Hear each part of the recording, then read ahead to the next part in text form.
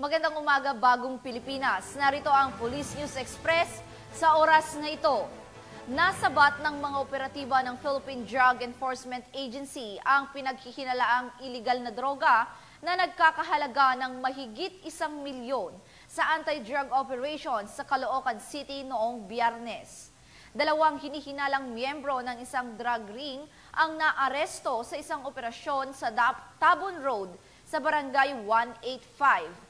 Ayon kay Police Brigadier General Eliazar Mata, Direktor ng Philippine National Police Drug Enforcement Group, nakuha sa mga sospek ang 200 gramo ng pinaghihinalaang shabu na nagkakahalaga ng mahigit 1 milyon.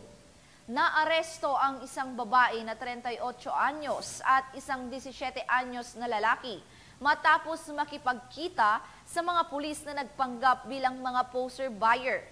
Nahaharap ngayon ang mga nasabing sospek sa kasong paglabag sa Republic Act 9165 o Comprehensive Dangerous Drugs Act of 2002.